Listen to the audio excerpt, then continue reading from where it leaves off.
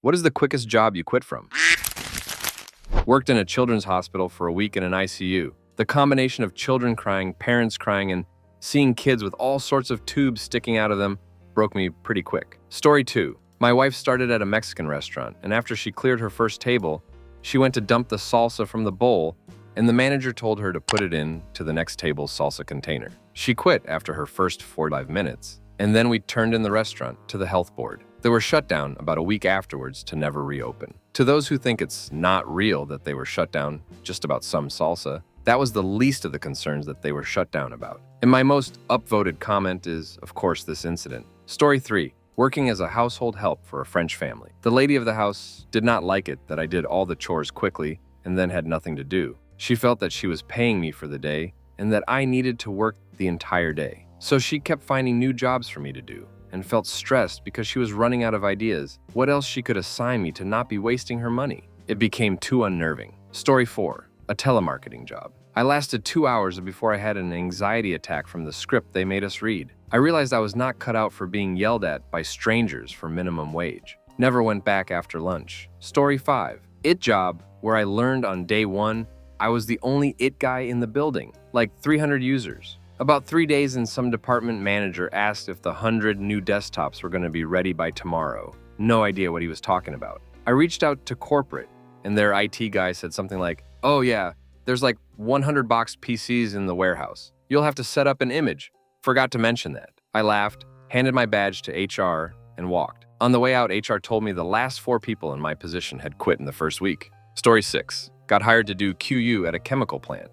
Walked in, spent a full hour trying to find who was in charge and who I was supposed to report to. After more than 90 minutes, I just walked out, never having found out who my boss was supposed to be. Story 7. Dad got me a summer job working on a guy's farm. Small little farm. Day 1, feeding animals, cleaning stalls, no problem. Day 2, killing chicken. Story 8. Ice cream shop. The owner had a very Jekyll and Hyde personality and didn't like putting things in legal writing in regards to pay. I was in my early 20s, very naive, and was grateful that someone had even bothered to consider hiring me for a real-life job. Story 9. Took a job umpiring indoor cricket because I was broke and needed the money. After my second shift, I asked who I should give details to get paid. Was told, "Oh, you're still training, you don't get paid." Told them to stick it up their ass and walked out. Story 10. I went to work for an armored car company. I got in the truck on Monday and found a crate with about $100K in it that they missed on Friday. They were freaking out. They then handed me a gun and said, "You'll get training soon." We were in big stores, taking massive amounts of money out. Not what I would call a secure scene. During the ride, one of the other guys said his goal was to hit somebody. When we returned, I told the supervisor I'm not returning. He was pissed. That was a very ducked up 8 hours of my life. Story 11. It was at a little tortilla shop that was owned by a mean little old Mexican lady, and she was a Karen, and everyone was afraid of her. So even before the day was over, I decided that I wasn't going to go back because I wasn't going to deal with her crap. So I left and I never went back. Story 12. Got hired on at a major ski as a member of their marketing team. First day was formal training where I was told to sit in on snowblower training. Long hours, middle of the night up a mountain in the freezing cold. Yeah, not my cup of tea. Maybe they were just doing cross-training, I thought. Next day, we were picking up equipment. I was expecting a walkie and my lift pass for being an employee. I was given Sub-Zero gloves, heavy jacket, multi-tool. Again, just thinking it was for safety. Got my schedule for the third day and was scheduled for an overnight shift. Immediately went to HR. Their response, that position, the marketing role, never existed. Quit on the spot. Story 13. Got hired as a can, got assigned my first job and never showed up. Because the lady whose relative I was going to be taking care of called me to give a brief intro and she goes, "Are you black? You sound black." Story 14. 3 days at a mall pet store when I was 19. They threw me out there with no training and I didn't know crap about anything, so had to check with another associate for every question. They were also awful to the animals. Didn't even go back to get the small paycheck. Story 15. I have 2 stories from my last year of college, first year of work. One, my 2-hour turnaround.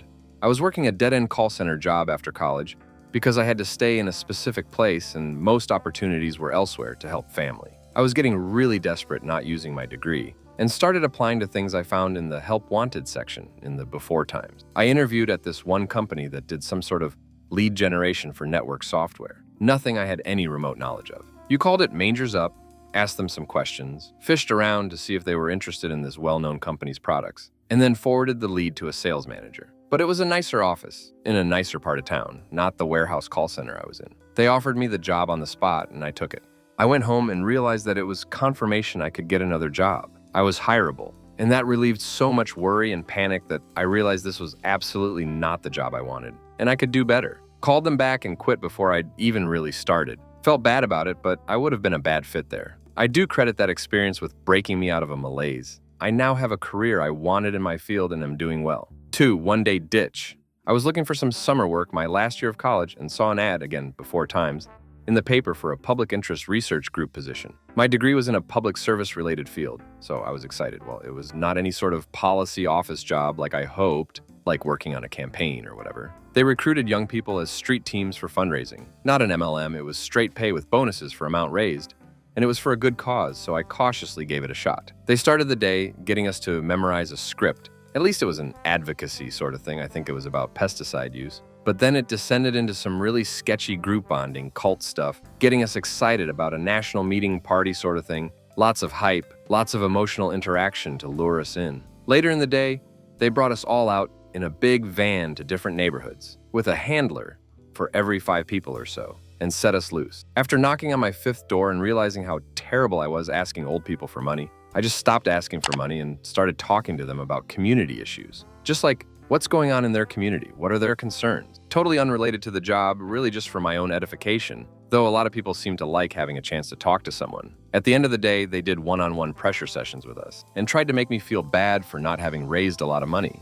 I didn't come back the next day and didn't take pay for that day. I respect the organization's aims, but their fundraising practices at the time were not great. Story 16. I took a job in the produce section, closing shift, at a grocery store. My first shift was a day shift training where produce guy showed me what he expected everything to look like when he arrived in the morning. I received a call from the manager saying not to bother coming in for the closing shift the next night because they were already staffed, but to come in for the following morning shift. When I arrived for the morning shift, the day shift guy was screaming and going crazy about the mess that closing shift left. He assumed I was the reason and immediately screamed and started throwing produce at me. Truly lost his mind. We had to be physically separated. They were going to fire him, but I hated the job, refused to give a statement, and quit on the spot. Story 17. Worked McDonald's grill for about 6 months when I was 15. I asked for Mother's Day off with 2 weeks advance notice so I could take my mom out. The manager told me I was too new to ask for time off, so when my shift for Mother's Day rolled around, I walked in and handed her my uniform. Story 18.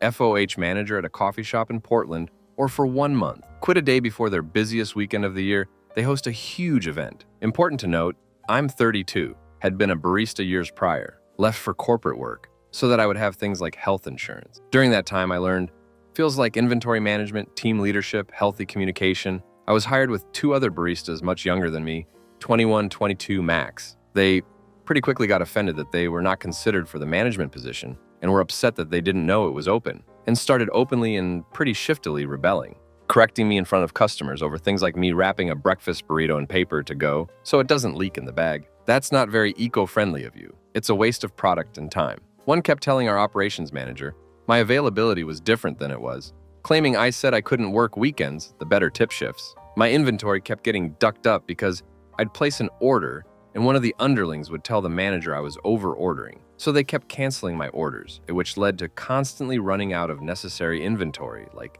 coffee beans and milk. This made me look bad because I'm responsible for stock, and we kept running out. They then would report me, our operations manager, for running out of this led me to start documenting everything in excruciating detail in text and email. I got the back of house manager, admitting they were canceling my orders behind my back and admitting the name of the person telling them to do it. The underling also told the manager I stole tips. I'd only taken the tips that were in the jar from my solo shift that happened to be busy, 30 total, in case you're wondering. I was forced to split it 4 ways. When I provided evidence to the operations manager about the blatant sabotage, they basically did nothing. Straw that Brooke Camel's back. A barista, no call, no showed 2 days in a row, then submitted their 2 weeks. Boss said to remove them from weekend shifts because we couldn't after to have them just not show up. So I did, communicated to that employee why. Offered makeup shifts. The underling told manager I unceremoniously fired this barista, and they put back on the schedule behind my back, leading to double scheduling and lot revenue to pay the 2 people doing on job, which I was also blamed for. So I quit. Figured if she wanted my job that bad, she could have it. Cherry on top, operations kept not having us fill out W-2s and not paying us. So all that drama for her to not get paid and not be offered my job. I told them I'd be chatting with an attorney if I wasn't paid, and they gave me money and I dipped story 19, got fired after almost 3 days. It was a telemarketing job on my lunch break. During my third day, I got an email that was an acceptance letter to law school. This old dude that literally looked like Tom Makowski from Office Space I'd met that morning asked why I looked excited. And I showed him the email and he said, "Go, leave this place and don't look back." He left the break room. And about 10 minutes after my lunch, I was brought into the conference room and the boss said I was not a good fit and will fire me so I can file unemployment. I said, okay. 2 weeks later, I was living 1,000 miles away from my hometown, in my first apartment, alone, about to start a new career. I really wonder how that dude I met on that lunch break is. Story 20. 2 days into a significant career path job change, my wife was diagnosed with a very serious cancer. I had to quit in order to be the primary caregiver, and then later to take care of our very young children. I didn't work again for nearly 5 years. Previous record was 4 days. Insurance company canceled my auto insurance when they heard I was delivering pizzas. Had to quit to get the insurance back. Same day, someone stole my wallet and took all my delivery tip money. Story 21. I ghosted a tech startup in 6 months after my coworker with government background check access discovered that our founder was pending trial for stealing $50,000 of diamonds. He was later found guilty and escaped from the country before sentencing using his identical twin brother's passport. Story 22. A fashion studio. Walked into interview for the job, and they expected me to sit down and work for free for the exposure. I asked them point blank, "What the hell is going on?" And they said they didn't like my attitude and asked me to leave. Weirdest 20 minutes. Story 23. It's not crazy quick, but I worked at a convenience store at the University of Kentucky Student Center back in the day and left in 4 months, and that was my fastest. They had recently been bought out by Aramark, and my manager was not amazing. I ended up reorganizing the stock in the basement to make resupplying easier, and then I was told that she would put me on a trial period for a promotion to assistant manager if I started ordering the stock resupply and maintaining the stock system. Decent pay raise. A month and a half later, I found out that she didn't have the authority to promote me. I told her I would work the remainder of the semester, 1 month, but only because I needed the pay and time to find a new gig. She was unrepentant, yelled at me after for telling my coworkers, and she ended up fired a few months after I left. Quitting your job on the spot is a privilege that many don't have, although I have been close. Fun side story. The Aramark CEO visited the student center while I was waiting to leave. He scolded me because some of the sodas were not logo facing forward. I told him I wouldn't be doing that because it would take too much time and I was running the shop myself. So a trip to inventory meant the store was unmanned. The CEO was pissed and my manager was mortified. Story 24. A babysitting job when I was 18. The most scared I've ever been in my life, for sure. I've done childcare for many families. Even at that point, I was quite experienced. But this family gave me the strangest vibe. The parents were describing their son in a very tiptoe sort of way. They asked if I had experience with autistic children, and I told them no problem. I was given no additional info, but I accepted the job, which was to be a weekly situation.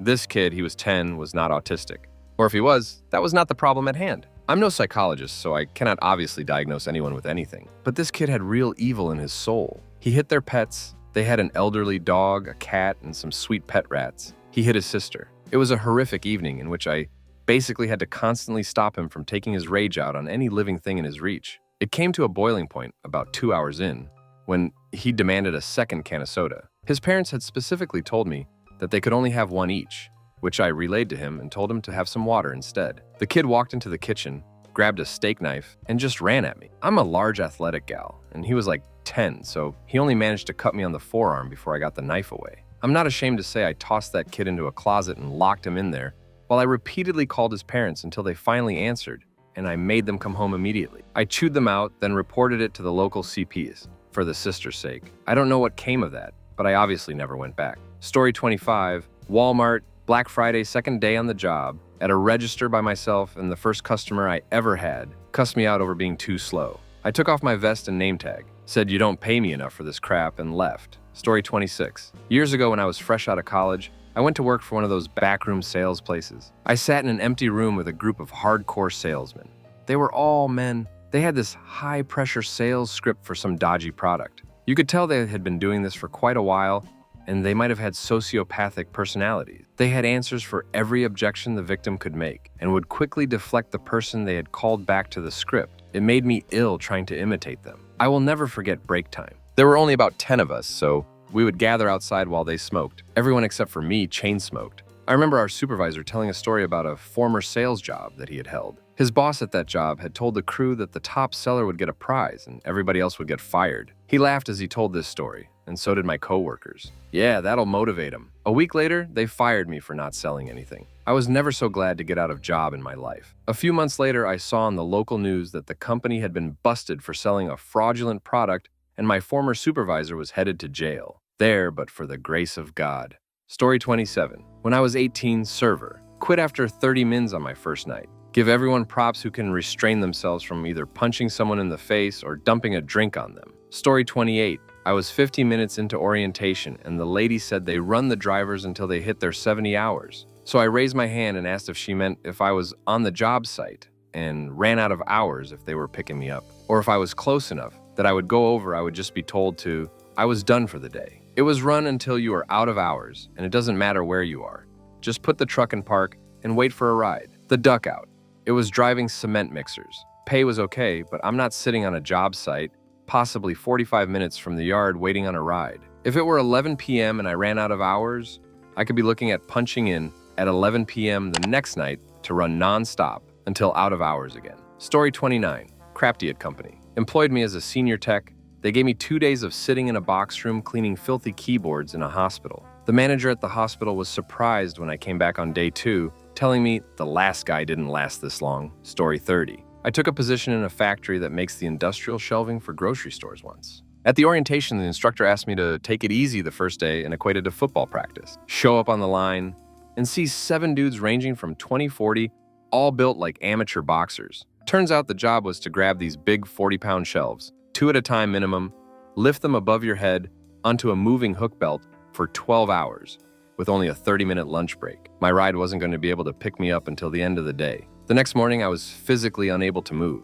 I couldn't have gone back to that job if I wanted to. Story 31, call center job for an internet provider. Day 1 out of training, and they promised us they'd be there if we need them. 3 calls in, I'm getting screamed at. Policy was that we couldn't hang up no matter what. Found out from senior agents that if a customer asks for a manager, to basically ask one of them because a manager will never come. And it's easier to lie to customers that you are one and that eventually you'll be able to do it too. The third and final call I took, I hung up on the screaming customer, logged out, and emailed HR asking how to send their equipment back. They never responded, but a week later, they emailed everyone in my training group, offering us all more training and a chance to show they can do better and give it longer than 3 days. Found out that basically only 1 trainee made it to day 3 before quitting too. I never did send their stuff back, not without trying. They called me 4 years later to ask me if I still had it, and were annoyed when I said I didn't, because I moved and sent them one final email, 3 years earlier, giving them 6 months to arrange pickup before I moved. They told me I should have stored it somewhere. Story 32, Domino's. I went through training, then argued with the manager about the type of khakis required. He said, "You're not Domino's material," and I answered, "You're right, I'm not made of polyester." Never worked a single day there. Got paid $20 after taxes because it was paid training. I had khakis, but they weren't the right shade or brand. I thought it was ridiculous to require an employee to buy a uniform from a specific store and manufacturer and not get reimbursed either, especially when I had very similar pants. Story 33. I worked as an ophthalmic photographer, which means I photograph things inside the eye when people have bleeds, tears, etc. inside the eye. On my second day at a retinal surgeon's office, we had one-day post-op patients, meaning there wasn't going to be a lot for me to photograph because following retinal surgery, there's too much blood and other vitreous debris to see anything to photograph. Patients would still be sent to me, and I'd take a look through the lens, realize there's nothing to see, and send them on their way without photographing. Eventually, I guess someone realized that I wasn't taking any pictures, and I was told that I needed to call all the patients I didn't photograph back and have them come back in and take pictures. I explained that there was no view and nothing to photograph. I was told that it didn't matter and that if I tried to take a picture and had one in the chart, the office could bill for the attempt. I walked out that same day after refusing to do it. I'd been an ophthalmic photographer over 10 years by that time, including in larger university-based health systems as well as hospital-based health systems, and this was absolutely not the standard of care. I should have reported the doctor to the board, but I didn't. I still live with that regret over a decade later. Story 34. I was pricing home goods at Goodwill one summer, and the teenager who tested electronics had the most disgusting rap music ever playing full blast where customers could hear. I told the floor manager, and she seemed super scared of him and did nothing. So I went over and turned it down. I got called in by the main manager who told me that was none of my business. I was a high school teacher and was only working there for the summer. Teenage boys didn't scare me, and I felt the whole thing was ridiculous and beneath me, so I walked out. I also emailed corporate because there had been a series of issues with this boy. For example, there were 3 elderly ladies sorting clothes, and he'd go up and sniff them. Smells like crap. Which of you crap in the bathroom? To which nothing was ever done. I was suspicious. Because of my email, corporate sent a team to investigate. Turned out, the manager was using the boy to steal the good stuff instead of putting it out for sale. They both got fired. Story 35. Did lawn care, landscaping, and other household chores for an older lady down the street for a few weeks. She was a micromanager, condescending, holier than thou. I could put up with it because it was really easy right down the street and was okay money for a 14, 15-year-old. Crossed the line when she backed her car into a phone pole and tried blaming me for it. Story 36. I worked 4 days at an Amazon warehouse and quit on the start of the 5th day. During my first day, they changed my hours to conflict with my college courses. They told me they'd fix it. I brought it up every day until the 5th day where I drew the line and quit. They had some people coming in at 5 and some coming in at 6. They told me to come in at 5 at first, but on the first day they told me I'm 6 going forward. I told them to put me back on 5 and they said they couldn't. Story 37. Delivering and stacking firewood. Lasted 1 delivery. We had to run the wood from the truck on the road, down 10 steps, through the front yard, size of a football field, down another set of 15 stairs, around the house and under the deck. 5 cords of wood. I made $80 and was too sore to do anything for 3 days. Story 38. Honda warehouse. Only allowed to use the bathroom when a bell rang. 30-minute lunch break. Not enough time to go anywhere. And the Lime area had a bunch of machines selling you food. No fridge. So they were profiting off our need for basic sustenance. Pay was $14 hour in 2001. Not too bad, but they treat you like garbage when a misplaced staple can ruin a 300 gasket. I would use stuck around if I wasn't made to feel like an animal. It's crazy how we educate people into adulthood with all manner of math and science, and then you're not allowed to pee until the bell rings. Story 39. Worked as a biotechnologist for a day. We were testing blood clotting on stint coat materials and needed a fresh supply of blood every day. My job was to start the morning going to the local cattle yard, collect blood samples, apply anticoagulants, and get to the lab quickly to run tests. What they skipped on the interview is how the samples were collected. Now, I'm not very squeamish, been working in medicine for a while, and I firmly believe in the work of researching ways to reduce suffering. That said, I was expecting to do IV draws on healthy cows. The managers were expecting me to go in with a bucket. So, slaughterhouses are OSHA nightmares and sanitary nightmares and, well, nightmares. They are literal hellholes that should not exist. Put me off of meat to this day. Every moment was straight out of the jungle, and not much has changed since Upton Sinclair's time. I nope out in the first day and reported the meat facility the next. Will never look at a burger the same way again. Story 40. I had one of those jobs in the mall where you try to find people to take surveys. The first 30 minutes was an orientation. Then the manager took me out into the middle of the mall to try it out. I had to go up and get rejected by dozens of people continuously. But the worst part was I was exposed to a seedy underbelly of people in the mall that I never noticed before. There are basically super shady people that try to get you to pick them so they can take the survey and get the free stuff or a couple bucks. The manager knew all the offenders, and she would literally shoo them away like cockroaches. I quit after about 15 minutes of trying it out. To their credit, they sent a check in the mail for an hour of my time. Massive respect to anyone who can handle that much rejection. Story 41. Maybe a month. My nth dishwashing gig. I was probably 19. Hours were crap. Boss was weird. Final straw. She asked me to grab something from the deep freezer, then cornered me in there with the door closed. Started ranting about how she knows my brother isn't really my brother. We work together, different shifts. I told her we're 100% siblings, not sure how to prove it. She ranted a bit more, and we just stood in silence. It was so awkward. Finally, she said she didn't care and let me out. My brother and I had a shift that matched up, and I told him what happened. We walked out, and while we were at the train, she left a voicemail. "A, you're fired," because my brother's voicemail was, side note, she won that cooking show, where they have you gather your groceries from a fake grocery store in limited time. Story 42, less than 1 hour. Showed up for a shift as a server at a Brazilian steakhouse. Walked in 15 minutes early and saw the employees were tending to a leak in the ceiling with a bunch of buckets and scrambling to figure out who was on for the dinner shift. No one on the team tried to show me around or even acknowledge I was there. I went behind the bar with the bartender who was working and asked if he could show me anything. He said maybe another day he was too busy. I walked to the kitchen and said, It's my first day asked to be shown stuff. They didn't speak English. I asked who the manager was, and when I was shown to him, explained it was my first day and I was eager to learn. He wasn't expecting a new employee that day and didn't have anything for me. Told me to come back tomorrow.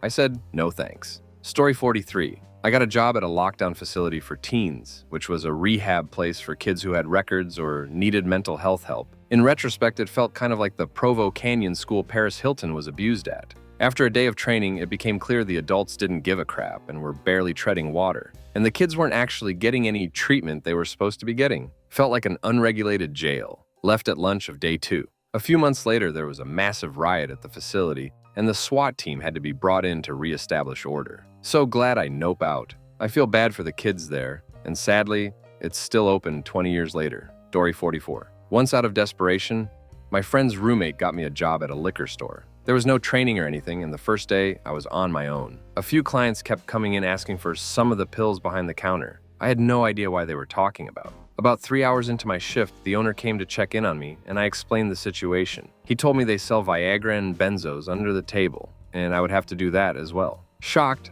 I asked for a cigarette break, and as I was outside smoking, 2 cop cars pulled up with lights flashing and went inside. I just put my cig out, walked to my car, and drove away. I have no idea what happened, but no one ever contacted me. Story 45.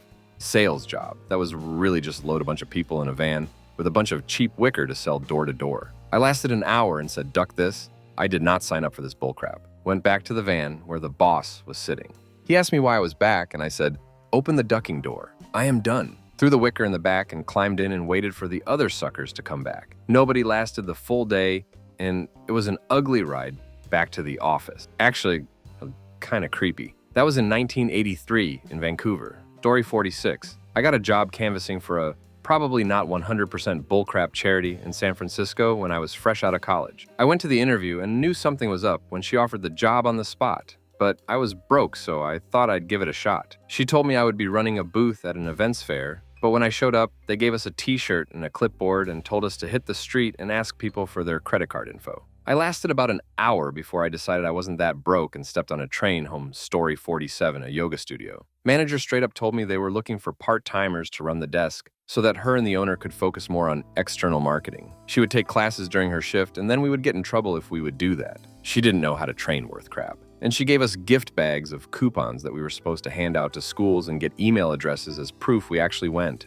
I tried to give a 2-week notice and then said, duck that. I can't do this. This is not what you hired me for. Worked that night and then never again. Story 48. I left 10 minutes into orientation after they attempted to bait and switch me with the job I thought I applied for and the job they actually hired me for. Story 49. McDonald's. I worked there for like 3 days in which they just kind of put me to work. No training at all, and literally had to trial and error my way through those days. And when they said, you're not learning fast enough, so we may have to let you go, I stopped working there the next day, LMAO. I was 16 with decent savings and no expenses, so I had nothing to lose, and got a job at Walmart, which was way better like a month later. Story 50. I always tried to stay at a job until I had another one, but when I was 18 and weighed a whopping 115 pounds, I got a job at Lowe's Lumber filling orders by hand. Yes, it was rough. Particle boards, some heavy crap. I made it 2 whole months, was really building up some muscle. Honestly, I was loading a truck and had an aha moment when I stepped off the dock with some drywall in tow. Gravity then took over, and I ended up twisted on the ground with my ankle under me. In all fairness to me, and I felt blessed that my ankle was only bruised, not broke. After keeping my ankle elevated for 6 weeks, I just didn't go back. So long story short, LMBO 2 to 3 months. Story 51. 2 days at Save A Lot. I was in the meat department, and they said for my 3rd day, I'd have to do all the meat cutting and everything, and I was going to be the only one in the entire department. I was never showed how to use the meat cutter, and I never showed up. Story 52. I've quit 2 jobs on the first day. One was at a theater where I was hired to be a ticket seller. This was before it was all done online. The manager yelled at me because I had dark green pants on. I left to change and never went back. The other was an oil change place. They sat me down in an unair-conditioned box in August in South Texas and made me watch videos all day. No one talked to me. I didn't go back. Story 53. When COVID hit, I was let go from a company I had worked for 8 years. I was the last round of people let go, and neither of us wanted it to happen, but it had to.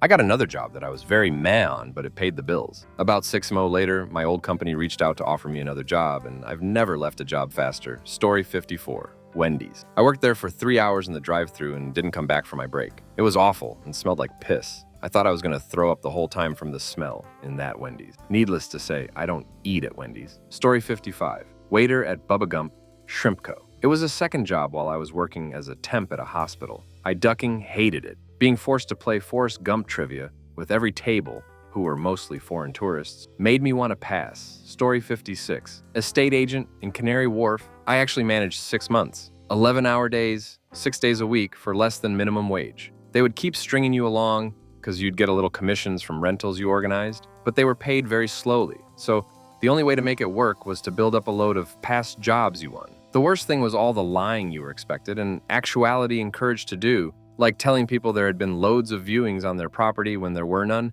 or telling people their offer bid wasn't high enough and they'd have to offer more to secure it. Story 57. Just over a week, supply chain coordinator position in pharma. Great, I thought. Firstly, found out part of my job was to potter down to the warehouse and physically count packaging, types of bags, vacuum pack bags, Ziploc bags, etc. Secondly, found out we had to access a website to access a computer in America in order for us to do anything. So it all worked off of a browser tab, which constantly froze and didn't save info. Left immediately. Didn't want to see what other crap surprises they had in store. Story 58. Roofing. I was working through a staffing agency and my normal job fell through that day. Supervisor there said there was a roofing job. If I was up for it, I could follow him to the job site, climb up on the roof, and start handing the other guys shingles. I was not moving nearly fast enough. Turns out, I'm afraid of heights. About 5 minutes in, told the guy it wasn't for me, but thanks for giving me a chance. The guy from the staffing agency was just sitting in his truck watching and laughing. Story 59. Spent literally 8 hours at a Frito-Lay factory that I was offered to work at that morning and quit by the nighttime. I was 18 and it was not for me. Also, I technically didn't quit. I just never showed up again. Story 60. I won't say the manufacturer, but it was a lip balm place. Think of Lucy and Ethel, and my job was to put the cap on. I got the job through a temp service. I lasted a day and a half. The supervisor came around on the second day and told me that she was going to replace me if I didn't keep up. Then when she came around the second time, I asked her, "Where's my replacement?" I left at lunchtime. Story 61. Dishwasher at a small restaurant. I lasted one shift. Asked the owner chef when we got paid and he said next week. I told him I wasn't going to be coming back after that night. Asked for $40 cash and we'd call it even. He obliged and ended up giving me a bowl of risotto too. He was a cool guy. Fun fact. About a year later, a couple of my buddies got jobs as servers at the same restaurant and had nothing but good things to say about the owner. Story 62. Quit after 2 days at very fine juice bottling plant. Entire job was moving flats of empty bottles from the ground onto the mechanical belt and then went on the merry path to be filled with juice. It was a horrible bend down and twist maneuver where they wanted like one flat every 3 seconds. They then tried to keep me after midnight, even though I was 17 and it was weekdays and I had to go to school. My mother made me quit, but in all honesty, I probably would have quit myself with days as it was horribly painful. Story 63. I managed a total of 10 hours at a recycling sorting station. First day, stand in front of a conveyor belt and sort out the cardboard from the rest of the trash. Second day, same thing, but on the other side of the conveyor. It took me 3 days for my brain and head to stop spinning from the vertigo that looking left and right, fast scanning for specific types of materials, while everything flows quickly one way caused. My brain could not handle things going both directions quickly while trying to also focus on certain shapes and colors. Again. Story 64. Roofing supply company metal shop. Fabricating custom roofing. Using an industrial metal cutter, finger breaker, and a panel roller. $11 an hour is days a week, no lunch breaks. Half hour deducted anyway. I got my health insurance after 6 months, found out I was going to be a father, and then got laid off for winter within days. They called me in January after months of surviving off $120 a week for unemployment and applying everywhere I could. I told them I would absolutely never work there again. Both my colleagues quit too. I would have been in there alone. Story 65. Wendy's. I had interviewed in the lobby. When I came in for my first day, my boss handed me my hat at the register. I put on the hat, stepped behind the counter into the kitchen, then immediately stepped back into the lobby and removed the hat. Told her, "I can't work here," and left. It was so much louder behind the counter. All the little beeping machines. Anyway, turns out I have autism. Story 66. When I was a junior in college, I got a summer job at an executive dining hall for a major corporation. The job I applied for, interviewed for, and was hired for was cashier. When I got there, they put me in the kitchen washing dishes. There is nothing wrong with that. I actually did it for 2 years in high school, but I had been lied to and I did not show up the next day. Story 67. Logging. I've worked pretty high-risk jobs most of my life, including spinning chain as a roughneck on a conventional single oil rig. which is no longer legal where I live. In all the jobs I did, it felt like if we were smart and followed the protocols, we could be safe. Logging is ducking wild. There was no real way to mitigate the danger, and I had my 3 closest brushes with death in 2 weeks, so I quit. My replacement died. Story 68. Post office in a major USA city during the summer break of my master's program. Walked 15 miles 6 days a week for 3 months and was miserable every second of it. It wasn't uncommon to start my shift at 7:30 a.m. and not get home until 9 p.m. just to wake up and do it all over again the next day. I have serious respect for the people that have done this for their entire career. Be nice to your mailman, folks. They go through enough already. Story 69. Making electrical staples, the machines were horrible, like a problem that would shut you down for 10 min, happening every half hour or so. The only supervisor on my shift was quick to actually yell if our machine was down. I left on my lunch break without a word after 2 months. I've pretty much only worked in manufacturing, so I'm used to how it goes. But that place was horrible. It was only like a year later that the place didn't even exist anymore, and I'm not surprised. Story 70. Being a maintenance worker at a grocery store that was huge, like being a housekeeper for the whole place. I quit after my first non-training day. An utter nightmare it was. It wasn't something I was cut out for in a store as big as that one. I broke down sobbing on my way home the same night because of knowing I'd have to go back the next day. I quit that next morning of what was supposed to be my next shift. People who've quit their job on the spot. What did it for you? Story 1. Had a supervisor threaten me to track down my family if I got him fired. Yep, nope, out of that job on the spot. I was hired by a company that had a DoD contract to do demolition work in Iraq in '06. By the time I was hired by the company, I had 17 years combined experience in bomb disposal, both in the military as explosive ordnance disposal, in law enforcement where I was both road duty and bomb tech as my secondary duty, and doing civilian company contracts. So the company has teams in Iraq that move site to site disposing of ordnance. I arrive in Iraq and get to the team to which I was assigned. You had the SUGSO that was in charge, 2 team leaders, and the 3 worker bees. I was a worker bee. I knew the SUGSO was crap from the time I arrived on site. My initial, "Hi, how are you doing? Glad to have you" meeting with the SUGSO started with him telling me that at my last contract, word was that I faked an injury to pull an insurance scam, and if I tried that with him, he'd physically beat my ass before he canned me. Yeah. I worked a contract in '02 where I blew out the 2 lower discs in my spine. They had to medevac me off the island, Kahulawe. It took me 2 years to get the surgery, 2-stage spinal fusion. I took out the x-ray card from my wallet, tossed it onto his desk, and told him whoever had told him that was full of crap. He could see on the card my spine is now held together by titanium strips and screws. He then proceeds to say, I had better not slack and keep up or he'd can me. Needless to say, he had a hard-on for me from the time I showed up. The team leaders weren't any different. When they found out I was former law enforcement, they informed me how they didn't like cops. We finished up that site when the Corp of Engineer rep found out that we'd never be able to clear the site, much less in the time frame he wanted, so he just wrote it as cleared, and we left, went to one of the main bases in Talil, and waited for our next site assignment. We got it. We were on a conference call with the higher-ups in Baghdad who had decided they were going to ram our team into the middle of Insurgentville. When I asked them what their plan was to get us out once we came under fire, they said there was no plan. None. Our team was getting rammed in and stranded. Yeah, no. I told them to move me off mobile to depot or send me home. So I got moved to depot. I had 2 weeks working with a couple of good guys. We also had Iraqi workers. Basically, a bunch of locals got bussed in to work as daily workers. They were good folks and we got along with them. Then 2 weeks after I got there, the 2 guys both went home for a break and the team I had just left was pulled from the field and moved to depot. Yay. Well, it went as expected. A whole SUGSO showed up and immediately upped production quota, now that we had more people. He then upped it again. Then again, this was when people started getting hurt. We were wearing gloves and face shields. In order to meet the quota, people had to remove the gloves and shields. So accidents started. I told them there's only so fast you can go, but they didn't listen. In addition, they treated the Iraqi workers like crap until they didn't want to work with us anymore. The workers literally said no. They weren't working for this guy. Well, they got forced to. One day, we're downrange, and one of the team leaders just goes off on this Iraqi worker, calling him lazy, names, screaming at him, and the team leader picks up a pair of band shears, think really big steel scissors, and threatens to ram them up the workers a hole, and he did it in front of me. Realizing what he did, the guy whirls around on me, threatens me and to track down my family if I get him fired. I took the next 3 seconds to decide if he lived or not. I decided that I would simply quit the 100K YR salary tax-free and go home, mainly because I knew that being in Iraq, laws didn't apply, and the security teams that were paid by the company would do whatever the company told them to do. If I killed the guy, I wasn't getting out of the camp alive. So I told the other two worker bees to take the Iraqis back to their compound, called the Sukso on the radio to meet me at the camp manager's office, and I told them I quit and get me on the next convoy back to the FOB so I could go home. Story 2. This whole situation was more heartbreaking than anything. This was a summer pet sitting job I used to do. I worked for a lady who had her own pet sitting business, and she set me up with a family that was going to be on vacation for 5 days that needed their golden retriever watched. No problem.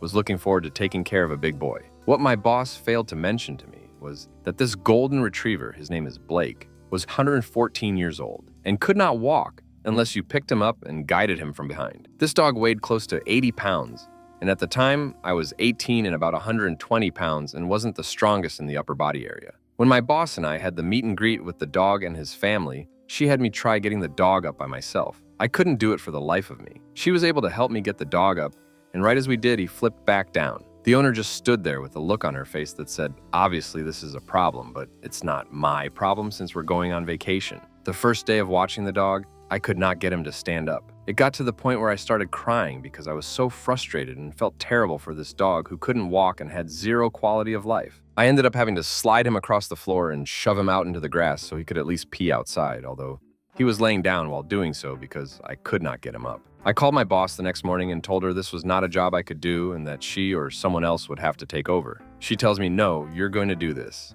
Let me come over and help you out. We'll figure something out. Well, her coming over turned into her basically doing the same method I was doing, which was sliding the dog across the floor and shoving him out into the grass. Absolutely horrible. She then had the nerve to scold me in the front yard in front of a bunch of people that happened to be walking by for not being able to lift the dog up by myself. I stood there and just took it until finally it was awkward silence and my boss left. Later that evening, the owner texted me asking how things were going in the group chat with my boss. Before I could even type a response, my boss texts me separately and says, tell her that things are going fine. Don't let her know that you're failing at this. They don't need that kind of stress. This was the final straw for me. I texted the group chat and said everything was fine and dandy.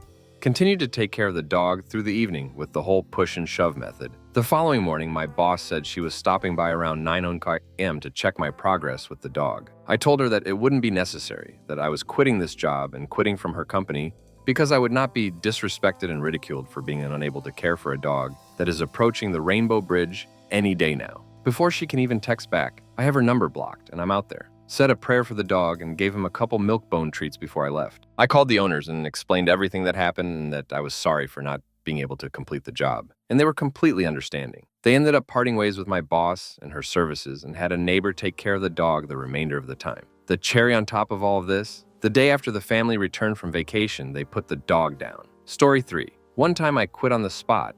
Happened while working at a horrible Italian chain known for the waitstaff writing their name in crayon on butcher paper that acted as a ghetto tablecloth. When I took the job, I had been told that I would be bartending after a few weeks of server training and working on the floor. But despite this promise, after 6 weeks of being a good server, this was not happening. When waiting on tables, you can usually predict your income based on sales per person. So if you sell $300 and provide excellent service, you can reasonably expect to make $30, $60 in tips. The higher your per person average means the higher your tips. Pay means nothing. As in most states, tipped employees only get paid $2.03 per hour. Also, you have to tip share with the host, busboy, food runner, and bartender based on a percentage of total sales, and their base wages are significantly lower, also because of this tip-out policy. Tip-outs to these support staff can total over 20% of your total tips each evening. In this restaurant, you are only allowed a 3-table section, no matter your experience or skill level,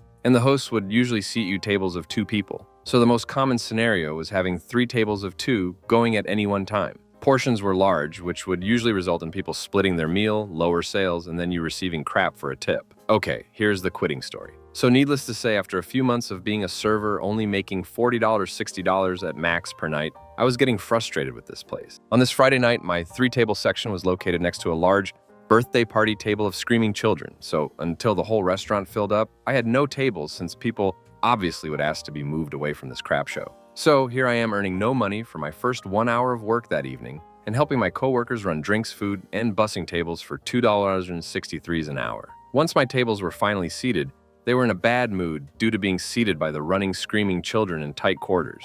As I move around my tables to serve them drinks, I accidentally bump into a man's chair, who yells at me and says, "Do that again, I dare you," after I had apologized as I bumped his chair. He then moved his chair back into the pathway to make the path even tighter. FYI, I am a skinny dude. Meanwhile, the path behind his chair is the only way to get to my other tables. I return with another of my table's drinks and ask this fellow to please let me by to serve the drinks. He rudely says no, and I then have to squeeze by his wife's side of the table, apologizing the whole time. The guy leaps up and yells, "I'll have your job, loser. Let me see the manager." I look at him, and calmly set the tray on his table, and gesture widely at the room and shout, "Oh no, sir! You're gonna take all this from me? Whatever will I do without this?" I then take off my apron, throw it on the table, and walked out on the spot, since I had collected no payments whatsoever yet. As I left, my shocked manager began sputtering his pathetic apologies to this douchebag. I left that night and was hired at a privately owned fine dining restaurant the next day as a bartender and wine steward, where I was able to increase my income threefold due to proper management and increased check averages. Story 4. I was the overnight assistant manager at Walmart a long time ago and was scheduled for 12-hour shifts with only 6 to 8 associates a night to stock an entire store. It was a pretty high-volume store, so it would get a GM and grocery truck every night. GM trucks would have about 2,000 boxes of merch, and the grocery would be about 1,300 to 1,500 pieces. You have to prioritize grocery, obviously, because it expires, so I would put every employee in grocery. Every one of them had their particular aisles and refused to go anywhere else. If someone called in, I did their job on top of managing the entire store.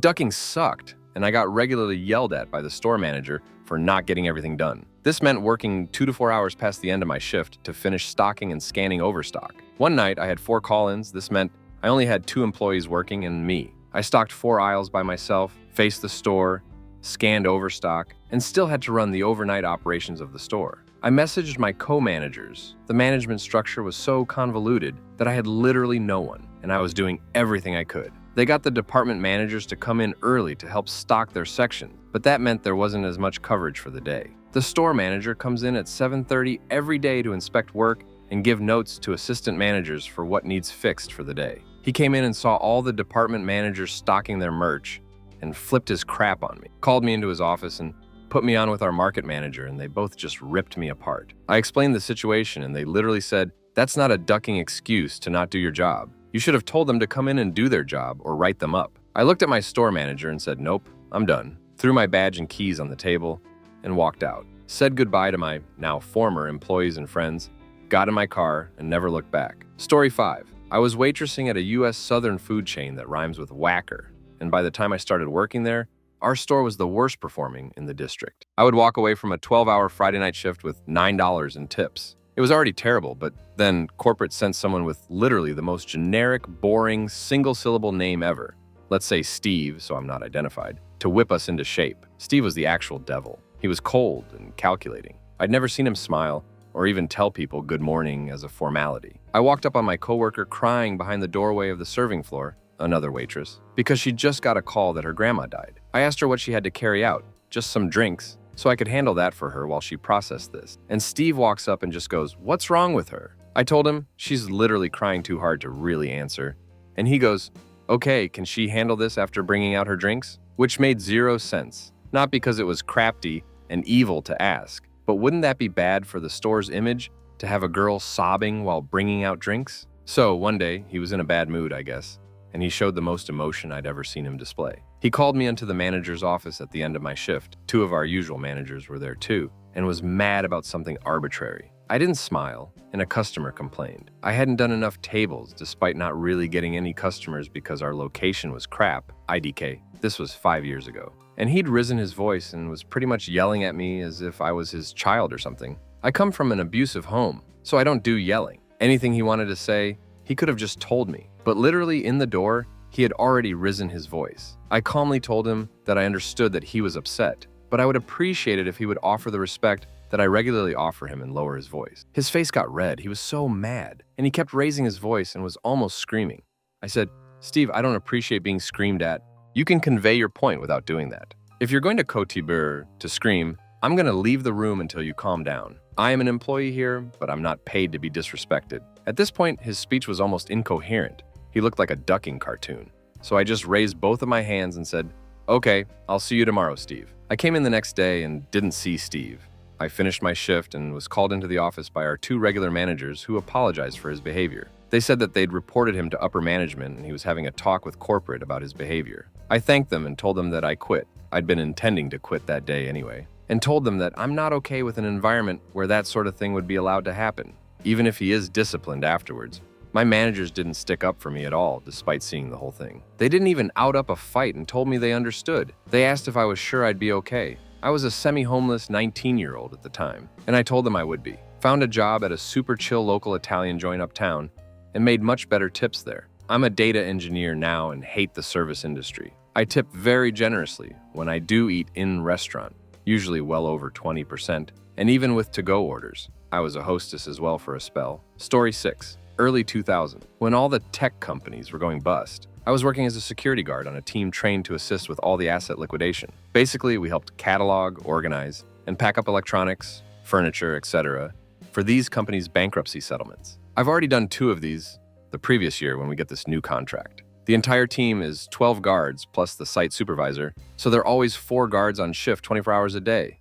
I worked the Monday, Friday 6 a.m., 2 p.m. The company had come in on Sunday and set up all the camera gear, door frame metal detectors, metal detector wands, radios, etc. Myself and the 3 other guards came in an hour early on Monday to double-check the setup and verify the client's policies to make sure everything is good. One thing we did was vary up during the day where each guard was stationed, so we'd all get used to the different areas and could cover each other for lunch and restroom breaks. The client didn't like that.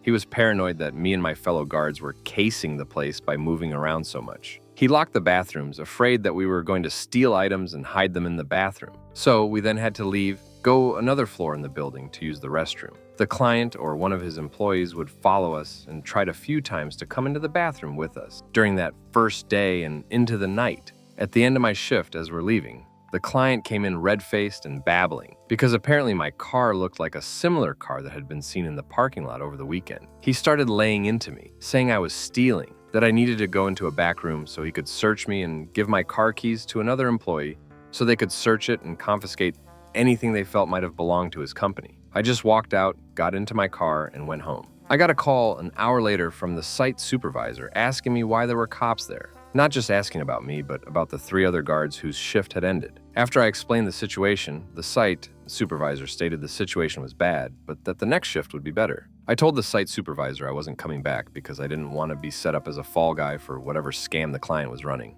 Sure enough, I hear a few weeks later the client was hiding valuable assets and trying to frame the security team for the missing items. None of the security guards were convicted, but they all had to deal with lawyers, police investigations, and lawsuits for years afterward. Story 7, I worked for a facility. The one I worked at, you were sent there by the court, and it was maximum security.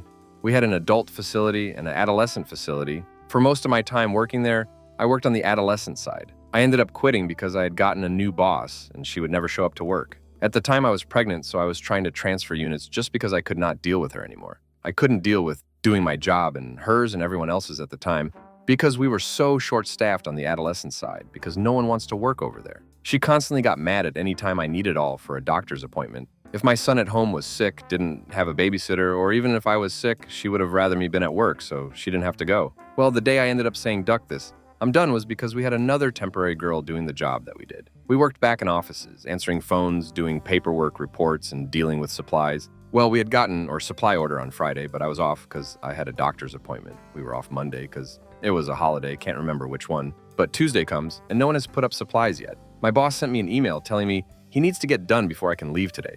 So I'm like, duck it. I'll go try to put it all up in the process of that. I feel a pop in my lower stomach and reminder, I'm pregnant. I am in so much pain after that part. So I run outside, call my doctor, and she was like, you need to go to the hospital and get checked out while I go tell my boss that. And she rolls her eyes at me and was like, okay, we'll come back when you're done. Hospital end up saying I can't go back to work until I get it looked at by my OB. I call my boss, let her know that. And you can tell she's so annoyed. Anyway, my won't see me because she was just a crap doctor and didn't want to do her job. So it was a long back and forth between the hospital not being able to release me to go back to work because I was pregnant and my not wanting to see me to release me because she wasn't the one that put the restriction on me. So my boss is like, whatever, just come back. I was like, whatever, I'll just go back. Well, someone I have worked with had messaged me and asked when I was coming back because my boss was going on vacation the day that I was supposed to come back. So I went in at 5 that morning, got all my stuff signed, my resignation, and never went back. Story 8. Worked at Staples when I was a teen. I had never called in sick before to this job. In fact, I covered other people's shifts when they were sick quite frequently. I would get called in at least once every couple of weeks to work for someone who had called in. So the one time I'm sick and call in, the worst manager was working, total Karen. She told me I had to come in or bring in a doctor's note. I told her to go duck herself and quit. Later that day, the general manager called me to ask me to stay, so I stayed. The crafty manager lasted another 2 or 3 months. I lasted about 6 months after that and quit for a better opportunity. Story 9. Due to being a dumb mid-20-something, I had a few $1,000s in credit card and other debt. I had a FT job working overnights, but it only paid $14 per hour, enough to cover rent and household expenses, car expenses, food, and the occasional night out. Any sort of emergency or unexpected expense, like car repair, went on the credit card. I paid as much on the card as I could every month, but sometimes it was just the minimum, and the interest kept racking up. I decided, do take a Pete job at a big box arts and crafts store to help pay down my debts. They were looking for people to work 4 p.m. close a couple nights a week, about 18-20 hours, and the pay was about $8 an hour. Great, just what I needed. As it was explained to me, the store closed to customers at 9 p.m. and then we had to do some light cleaning, reshelve returns, or other items customers didn't want, and basically just straighten things up for the morning crew. I was told that most nights we would be done by 9:30, 10 p.m. at the latest. Great again. My real job started at 11 p.m., so I'd have time to change clothes, grab a snack, and still be there in plenty of time. The first week I worked at the craft store, I never got out before 10 p.m. Okay, that's fine. I'm still learning, as were most of the rest of the crew. Second week was the same, and in fact on a couple of nights we weren't done until 10:30, so I had to book my ass to my FT job to get there on time. No time to change clothes, eat, or anything. Oh, and did I mention that I was being scheduled for 5 nights a week rather than the 2-3 I asked for? The final straw was the third week. Again, we were working every night until 10:15 or 10:30, and then I had to rush to my real job. Before I started, I told the craft store about a friend's upcoming wedding that I would need to have off. No problem. We'll just schedule around the days you'll be out of town. Well, the schedule comes out for the next week, and guess what? I'm scheduled all 4 days I told them I would be gone. I complained to the schedule manager. Days I told them either had to work them or find someone to work for me. With staffing so short, there was no one who wanted or could even take the hours. That was also the night the store was an absolute disaster zone, and we weren't allowed to leave until 11:15. Thankfully, I had an understanding boss at my FIA job and didn't get in trouble for being late. I was so pissed at the PT retail gig for the scheduled duck-up and for almost ducking over my real job that I never went back. They called several times, but I just ignored them. Story 10. Ridiculously poor management and selfish scheduling, staff thefts, filthy location, personal squabbles, mentally absent GM, and creep waiting to happen on staff, trying to seduce college girl staff and guests. I was also hired by HR to work primarily first shift and weekdays, but my manager hated working night shifts and weekends, so guess who got them? Now that the scene is set as for that scum hovel, I was trying to propose to my girlfriend for like a month, and they never made any accommodations for my schedule requests for a Saturday off. The final straw was my dad got super excited about the Eagles hosting the NFC Championship game. Winner would go to the Super Bowl, and he has tickets, including one for me. I told my manager I had the tickets already. They were a surprise gift from my dad for possibly a once-in-a-generation event. She said that there was no way she would be able to schedule around me not wanting to work Sunday night. The guy who usually would be the flexible night manager was also going to the game and unable to cover my shift, but he's not the only person capable of working it. She just didn't want to work Sunday 3:11 and come back for Monday 9 to 5. She spent all week stringing for me along, "I'm going to try to make this work and we'll have an answer for you Friday." I called Friday before my shift so that I could tell my dad if he needed to give my ticket away to a coworker. It became apparent right away. She didn't even try to make a change since it would have involved her personally picking up the shift. And then I snapped and quit while on the phone with her. Never went back.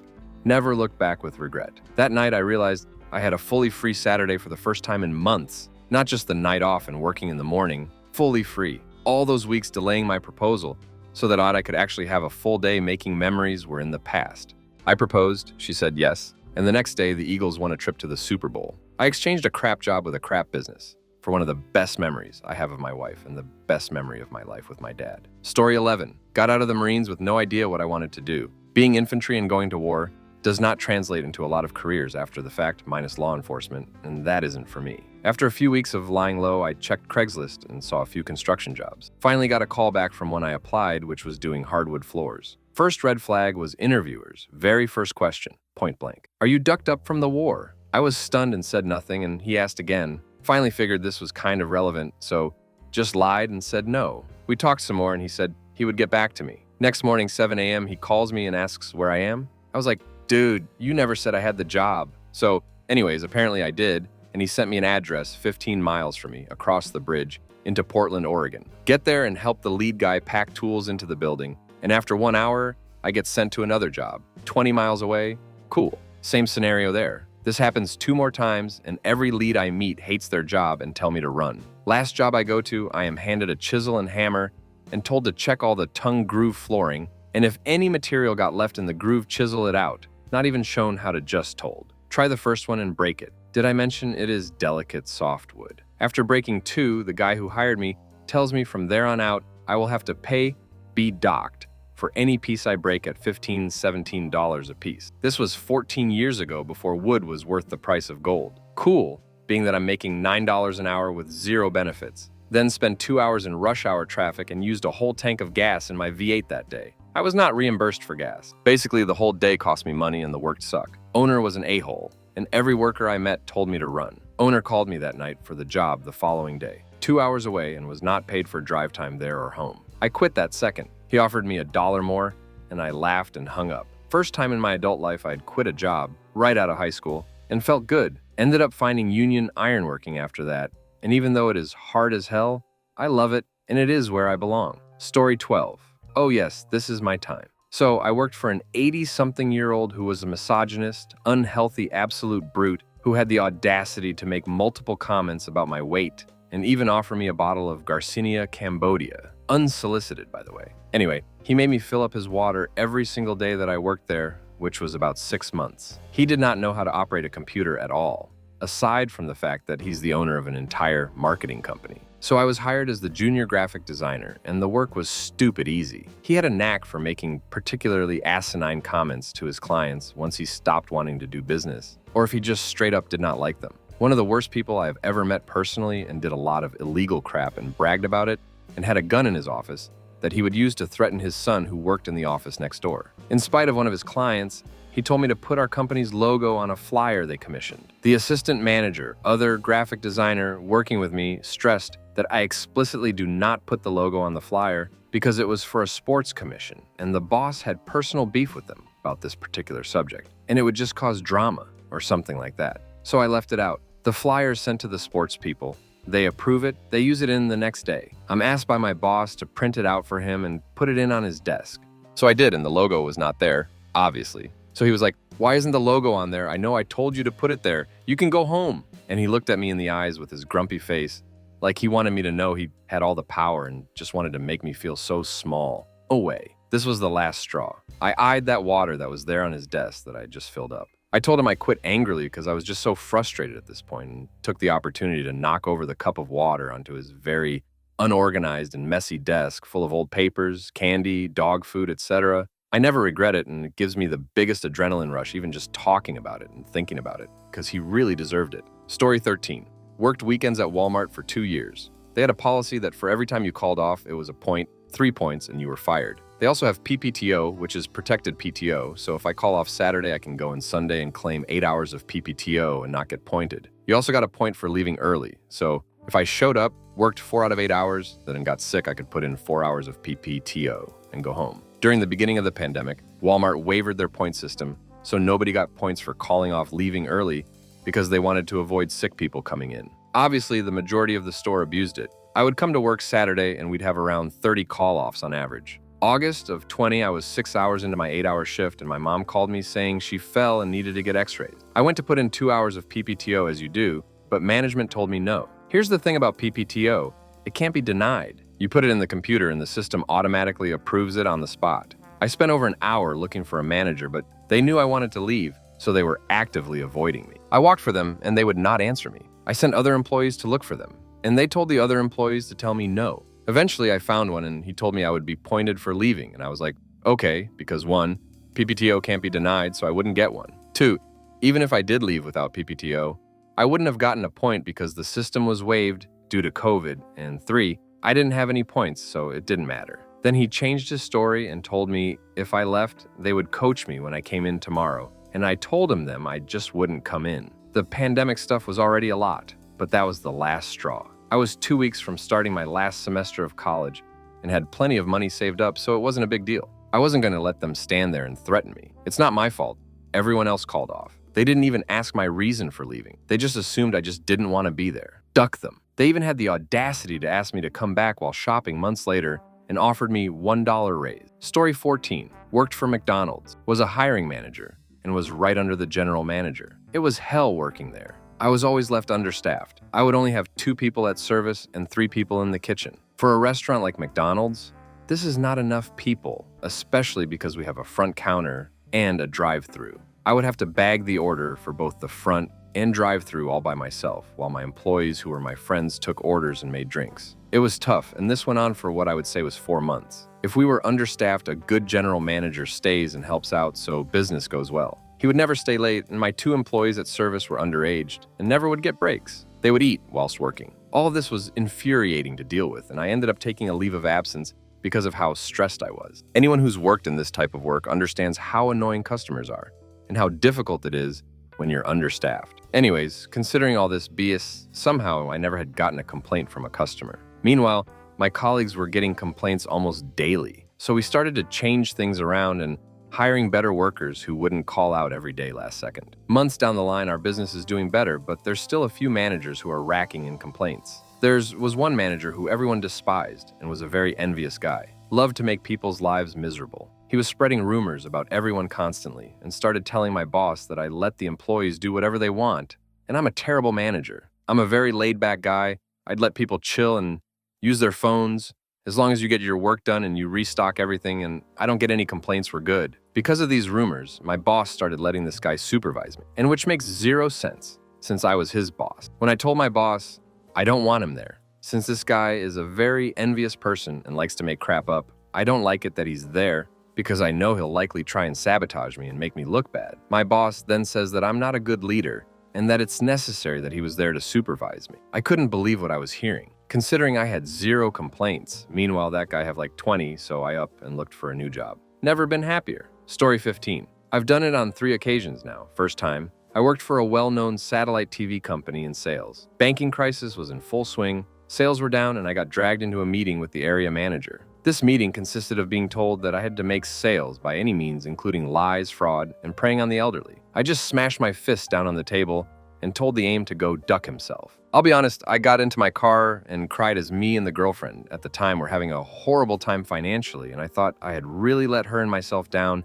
and didn't know how I was going to keep a roof above our heads. Second time, working in a call center, desperate for a job after the above, completed 6 weeks of training and on the phones for about 2/3 weeks. I came in feeling unwell and got progressively worse through the day. Told my team leader that I needed to go home as I was unwell and was told no. I lost my crap as I am not a child and know when I'm unfit for work. Again, smashed down the headset, told the team leader I'm off ski, sucked my plums and never returned. Third, many years later, started with a disaster of a company that lost a key member of staff within 6 months of my starting. Management decided that I could do his job and my job for way less than he was being paid. The long-term staff shirked all responsibilities due to a complete lack of skills by the management to control their staff. So everything was left to me to sort out with absolutely 0 backup. After a month or so of this, one last battle in which management sided with a legacy staff member over me, I threw the head up and walked out. Luckily, I had the wit to work out I was having a nervous breakdown, medical help, and after a few weeks, contacted the company and arranged my return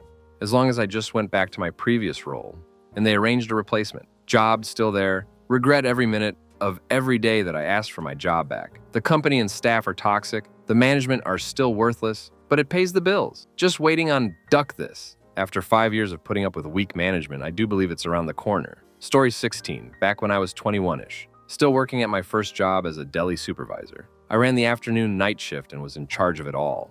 It was busy as hell, as one side was a legit restaurant and the other was your salads, meat, basic deli stuff act. I mean, parties of 7 coming in often busy. My manager staffed, including myself, 3 people every night. 3. Expected us to do all that work, serve everyone, clean it spotless, and close it up at exactly 9 p.m. We also had to serve customers until 9 p.m. I had mental breakdowns with how stressful it was, and my crap manager, M, didn't ducking understand why it was so crafty. She eventually decided to try and help us out by hiring, and I mean this in the literal sense, mentally challenged people with their aids. She would get reimbursed for taxes or something. Now, they can do a great job in many fields, but this just wasn't one of them. There was a 63-year-old man, and he would try to get physically violent with the customers. His aide constantly stood in the way and kept asking me questions, small talk, that I didn't have time for. He just made even more work for me to do, and I had to go back over everything he did because it was done so poorly or completely wrong. The other guy from this place she hired refused to bathe or wear deodorant. He stunk so horribly bad that people wouldn't work with him. Customers loudly complained. I had no power over this. To top it off, it was the same situation. Meat was cut horribly. Dishes weren't even cleaned, and everything was noticeably dirty after they cleaned it. So one night she does the shift. I tell her that either she needs to stay or she needs to have one of her. And I'm not kidding. 16-day shift staff worked the nights for a while. She laughed like I was telling her a joke. So I barged into her office, took a Sharpie, and crossed my name off of the entire remaining monthly schedule. I threw my hat down and left. Sometimes when I close my eyes, I can still hear the tantrum this grown, absolute Karen of a person was throwing. Story 17. I was planning on quitting anyway, but this was just an expedited timeline. I was working at a popular quick-service salad restaurant as an assistant manager. During the interview, I specifically said I could not work nights and weekend, and they were like, okay, cool, no problem. After my training and opening a store, I got my actual schedule. Thursday, Friday, Saturday, Monday, Tuesday, from 3 p.m. 11 p.m. I couldn't ducking believe it. A GM from another store must have seen how unhappy I was and was like, WTF are you doing here? I basically shrugged and said, I don't know. She told the area manager, who called a meeting with me within the hour. The area manager was like, your role is to support the GM in whatever she needs. You have to love your job, otherwise you can't work here. Can you commit to this? And I thought about it for 4 seconds and said, nope, I can't commit to that. Consider this my notice. I'll send it formally tomorrow with a final date. And how am I? I'm ducking grand. I took a few months off. I was planning to quit, so I was saving up and worked with a job coach and found a job that fit my interests, and I have now been there for 5 years. Story 18. We didn't quit on the spot, but it was a last straw kind of deal that resulted in a supervisor type figure no longer being our supervisor type figure. Guy is berating my coworker over the radio for some minor petty bullcrap that neither really matters, nor should it be aired out over the radio for everyone in the warehouse to hear. This guy had always been a tyrant of sorts and had managed to chase off several good guards from a site that is notoriously hard to staff. But he wanted to sound like a badass in control to some visiting higher up. My coworker looks at me and says she's out. She's done with this bullcrap. Okay, I say, if you're out, then I am too. She calls our actual boss and tells him we're done with being disrespected, done with being treated like idiot children who don't know what we're doing, done with the abuse, done. Our boss takes it up to the boss of bosses, owner of our company, and he decides this contract isn't worth it anymore, and he never hears anything good from this contract. It's always negativity. Apparently we're all duck-ups, but the client keeps us around for some reason. So he cancels the contract. We'll be out of there Monday, and it's Wednesday now.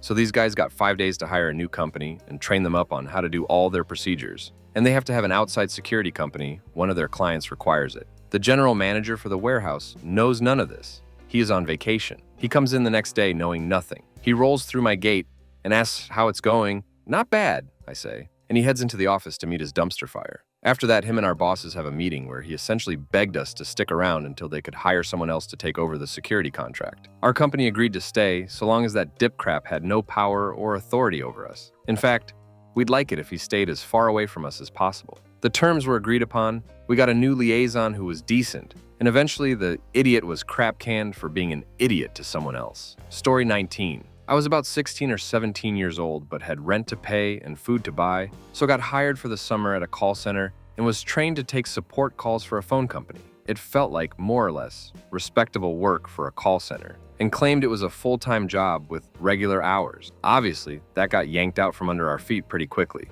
and everyone got shoved into taking calls for some really scummy, crappy credit cards. Suddenly, it's a part-time job with totally random hours, including coming in around sunrise, on the weekends, just to get sent home again when call volume was obviously low. The company sent the unsolicited cards in the mail to people who were obviously new to the country and mostly didn't have enough English yet to understand the scam. When people called to activate the card, I was supposed to upsell them some really confusing, scummy product that they absolutely could not afford and did not need. The entire job was reading the computer screen out loud, with absolutely no ad-libbing allowed. And it was horrifically obvious that most of the people I was talking to did not understand most of what they were agreeing to. The worst was this incredibly polite guy who called in and kept saying yes, even though he clearly did not have enough English to know he was agreeing to be charged money for a thing that he also clearly didn't understand. Just so polite that he kept agreeing, and all I could do was make my tone sound as doubtful as possible as I read each screen until eventually I think he caught on and switched to no. The final straw was when the screaming Karen of a boss lady, who was constantly bellowing about sales and belittling anyone not making sales, took my chair away. I repeat, I was working at a freaking computer that was sitting on a desk, and she took my chair away as punishment for failing to make sales. I remember exploding in frustrated tears, being absolutely done. At which point, I was hurried into an office and bullied into signing paperwork, claiming that absolutely nothing they had done contributed to my sudden decision to quit. Story 20. I worked at a small pet store for about 9 months. Working at a pet store, you eventually learn to desensitize yourself to dead animals pretty quickly. Our store mostly sold reptiles, and reptiles are very difficult to keep alive. For example, it seemed like every clutch of eggs that hatched, there was always 1 or 2 lizards that didn't really have to will to live. After a while, it just sort of becomes a part of the job. This was bad, but it was expected.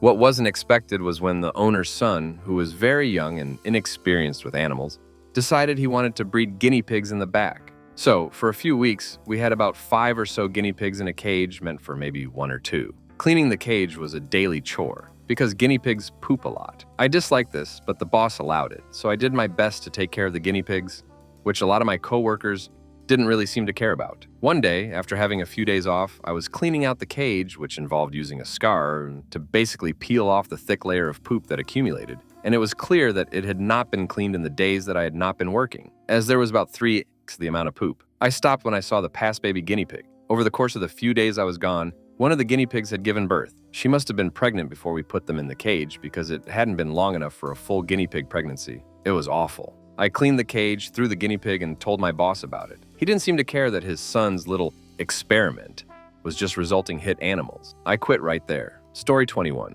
I was the supervisor the day of, I was assistant manager of a theater. It was a rundown little discount theater, so we barely got busy. We had an employee, M. She was fresh out of high school, so she was very inexperienced, but we weren't exactly filling auditoriums. One day, she called in asking to take a mental health day, as opposed to a sick day. Jem at the time asked my eye out, and I backed her up. Mental health can and will impact job performance. So he gave her the day. Fast forward, and we got a new GM. She was more nose to the grindstone. I didn't mind, as we were never busy beyond what we could handle, but apparently this was too much for M. One night before our last rush, which is never more than 50-70 people, she told me how much pressure she was feeling, and she didn't think she could handle it. I tried to give a pep talk, encourage her, but I could see it in her eyes that she didn't want to be there. She asked if I would hate her if she left. I told her I wouldn't hold it against her, but there would be a good chance any job she goes for would have more pressure and stress. So she grabbed her stuff, clocked out, and I handled the last run alone. Tickets, concessions, ushering, cleaning, money handling,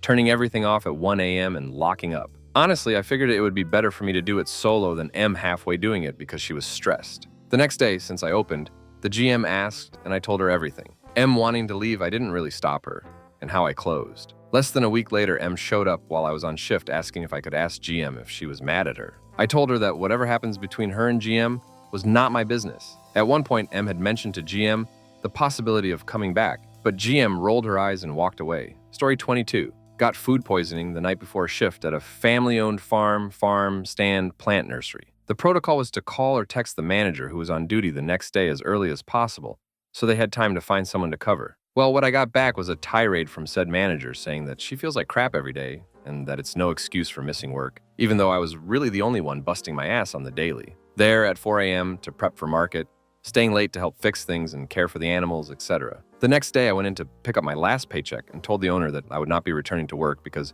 her daughter was way out of line, and I refused to be treated like I had been. Apparently, I wasn't the first person to quit because of this. Story 23. My previous job was at a law firm. This was one of those places that had constant turnover, mass layoffs, and eventually just stopped filling vacant positions. The type of place where management bragged about not paying out vacation and marking people as ineligible for rehire, even if they put in a month's notice. One day, my supervisor ordered me to commit what I believed to be fraud and told them the only way I'll do it is if they send me an email saying so. Basically, I'm not committing fraud without a paper trail of my supervisor ordering it. After that point, I had a target on my back. One day, management has a meeting with me where they pretty much say they know I have a couple years on my contract, but I need to sign an updated one with effectively double my workload for no extra pay. I refuse, either compensate me for additional duties or duck off. They say fine, no additional duties, but you're being transferred to a worse department. I make it a point of not signing the new contract unless they explicitly state I won't be responsible for duties of my former position. Well, surprise, they renege on that a month it. I called my new manager out on that, and she says really condescendingly, "Oh, so you can't do a single thing that's not on your contract? Why don't we talk to my boss about that, and you can tell her what you just told me?" At that point, I reached my breaking point, didn't cuss her out, but just calmly said, "Talk to whoever you need to. I'm done here." Grabbed my jacket and lunch, walked out, and found a better paying job at a much more functional company less than 2 weeks later. Not as fun as some stories, but damn it felt good. Story 24. Was working for an auto parts store. Was hired on part-time. The store was not able to find anyone to hire. This means we ran a 10-person store on 3 to 4 people, which meant working open to close for essentially a year. Was working 55 to 60 hours a week as a part-timer. Once I went 3 months without a day off. I got 2 days off when I broke my ankle, didn't know it was broken at the time, then came in limping to work the usual 12-hour shift. I was young and the money was good with all the overtime, so didn't really care. Eventually, they hired a couple people who were entirely incompetent, just to have bodies there, so people could have time off. This meant I was essentially doing everything a manager would do, making slightly more than minimum wage as a part-timer. They promised me a manager spot, but decided to just hire someone who I would have to do the job for. The final straw was one weekend I happened to have a Saturday and Sunday off, which was very rare. So I planned a small camping getaway for the weekend,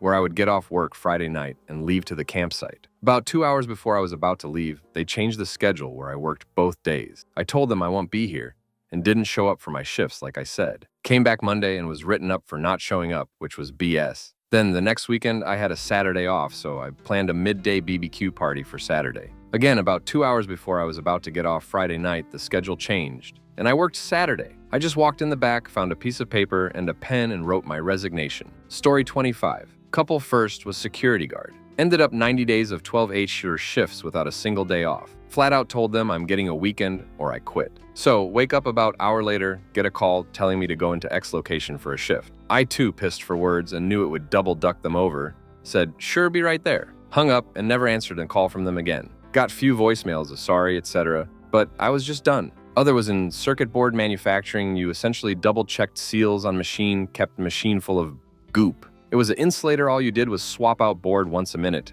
Took like 5 seconds. But what made it so bad, just enough activity, couldn't zone out. But not enough time to do anything. They hired 4 me, included 3 quit, they got 2 new ones. And they quit, which was around time. I quit. Shifts felt like 80 HRs at least. Was working at grocery store as a janitor with full team. The checklist of crap we had to do was obscene. Had to compact all materials from stuff that had to be stocked. Strip and wax, section of store sweep, whole store, scrub, store, and buff it then. Do like 40 garbages, including offices and other stuff. On top of bathrooms and a full pass over everything later in shift. Scrubber only went so fast, wax, dried at X-rayed, etc. It was bare minimum 3-person job at full sprint. Through time management and choosing to do only worst parts and skipping stuff. Managed a semi-decent solo shift when everyone called in sick. At which point, managers started stealing janitors to stock shelves, etc. Because he can manage, so clearly state, hey, we need at least 3 people, no exceptions, I am running myself ragged here. So the very next shift have 3 people, one manager steals one guy, another steals other guy. I calmly turn off machine walk over, clock out, take off vest, hand it to manager, and walk out. Story 26. I worked as an assistant camera operator for 1 year. The news channel I worked for was quite crafty. We were underpaid, treated like trash, etc. So one day I walked to my manager, a 70-year-old a-hole, and I'm like, "Morning, boss." He grunts back with, "What you want?" And I stupidly reply with, "I've got some mechanical problems with my car. I just need a day or 2 off to fix it." Mind you, I almost delivered everyone there, whom lived in my area back home, and they thought that I'm their personal chauffeur because they started yelling at me for being an ass because I wasn't willing to give them a ride back home. So back to the main story. Don't know why the boss was determined on scheduling me on the night shift the whole damn week, but I took advantage of my situation and started working on my car in the morning. My shift starts at 3:30 p.m. and ends up around 11:30 p.m. So the first news podcast starts at 5 o'clock, and I'd usually arrive at 3:45, sometimes even 4 in one day. My boss pulls me out to the stadium. It was a small old stadium, the entire crew was sitting there. His purpose, I think, was to humiliate me so that I'd stop showing up late. A whole start yelling at me for being late crap and threatens me that he'll fire me if I'm ever late again, even by a minute. So I lose my crap and yell back with, "All right, I am not going to be late again because I quit." So he says something like, "You can suck for all I care." I look at him frustrated, but I calm my nerves and say, "You know what? Why don't you go suck, old fart?" He didn't say another word. A hole reports me to HR. They bring me to their office and try to calm me down. I reply with, "I'm sorry, but I'm not wasting another minute here." By the end of it, I finished my shift, signed a resignation letter to the head manager. I was on good terms with him, and never showed up there ever again. Story 27. I worked as a nanny during the day and a waitress at night. I nannied for 2 kids, a 3-month-old and his 5-year-old brother who was severely autistic. Needless to say, it was very challenging, but the 5-year-old and I eventually got into a good groove. His parents did not offer any support to me or their child. The dad worked from home, which meant he played Call of Duty on the couch all day while I took care of his kids and the mom was at work. Eventually, I noticed my paychecks were gradually becoming smaller and smaller, so I brought it up. The dad told me he didn't believe I should get paid for the times he was in the room. Then he asked me to choose between my waitressing job and my nanny job. As they were concerned, my waitressing job was making me too tired. I was tired, but I was tired of trying to single-handedly handle their son's autism without any support. I immediately handed him his baby and his house key and quit. The look on his face was priceless. Story 28. Worked at Best. Buy years ago. This was my second job that I worked at for fun and the discount. I only worked weekends because I had a full-time job during the week. Back then, when the next week's schedule was done,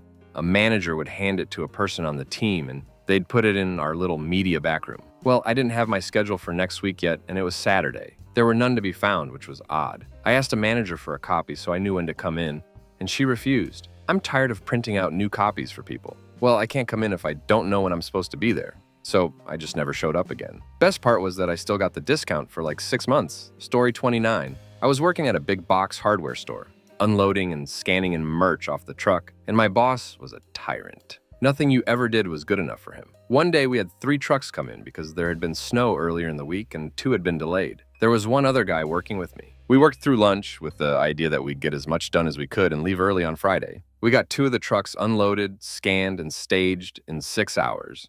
Then we both decided to take a break. My coworker grabbed his smokes just as our boss wandered back to the loading dock. Boss freaks out because freight won't be done by end of shift. We explain that tomorrow we'll have the full team in and we can catch up on whatever we didn't get done today. My coworker kept walking to the door and the boss yelled that if he went out the door, he'd better not come back. So my coworker clocked out and walked out the door. A couple of minutes later, his truck went by. My boss went nuts and started yelling at me. So I grabbed my lunchbox, my coat, and my keys. I clocked out and went out to my truck. I wish I'd said something really witty, but I was just so relieved at the thought of never having to see him in a situation where it would be socially unacceptable to tell him to kiss my ass ever again, that I didn't bother trying to come up with anything. Story 30. I've worked at a toy company for 6 years. I loved it there.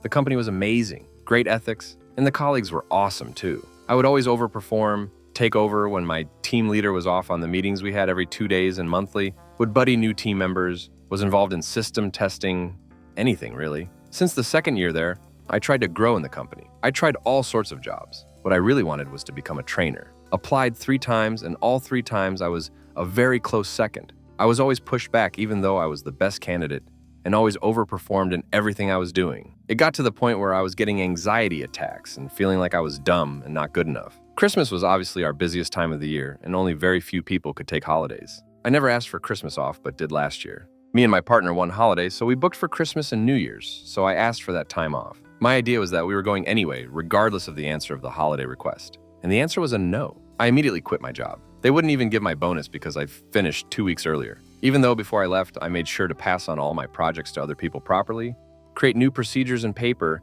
and again, overdone my role. I was not valued there. We went in holidays, came back. Then in February, I went for an interview in a different place. They loved me so much I started working the next day. Now, this company has nothing to do with toys, but the manager is amazing and is doing everything in his power to help me grow and have a proper career. He's even getting me an apprenticeship because he knows what I'm capable of. I finally feel appreciated. Story 31. Front desk job at a dorm and in college. Sounded great as a way to make a few extra bucks while studying. New boss took over and was an idiot. Constantly assigning weekend night schedules to people he didn't like, refusing to sign off on shift trades, and generally just doing other asshat things I can't remember. He sent an email at 1 p.m. on a random Tuesday, said we needed to have an all-staff meeting that night from 6-8, and that if anyone wasn't able to come, he would consider that their resignation. My dad was in town for one night and I already had dinner plans with him. It was like March, so we had 8 weeks till summer and I wasn't going to do that job again. So I said, duck it. I emailed the guy back and said, hey, I have other plans, so I'm not going to make it. Let me know when you want to meet to grab my keys. No response. Had a shift the next day at 4. At 3:45, I stopped by the desk I was supposed to work, gave the girl that was working my keys and asked her to put them back there for him and told her I wasn't going to be there at 4 so she could work more. Or just shut down for a few hours. She asked if I quit and I said, yeah, kind of. I guess I didn't show for the meeting. She gave me a high five, went back to my room and emailed the asshat and told him where my keys were and to let me know when my last check was ready. Immediate response from him this time. Hey, wait, no. I was going to come by on your shift today and go over the meeting items. I really need you on that shift. Yeah, don't make threats you aren't willing to follow through on, dude. Let me know where I can pick up my check. Story 32. So I started working at a popular 3-letter pharmacy store at the end of March. In the interview, I told my new boss I had to have Tuesdays off for medical personal reasons. I have PTSD and Tuesday's therapy day. She said no problem at all. A couple weeks roll by and this is the conversation. Boss, I need you to come in on Tuesday. No one else is available. So I'm not available on Tuesday. I told you that upon interview and on my application.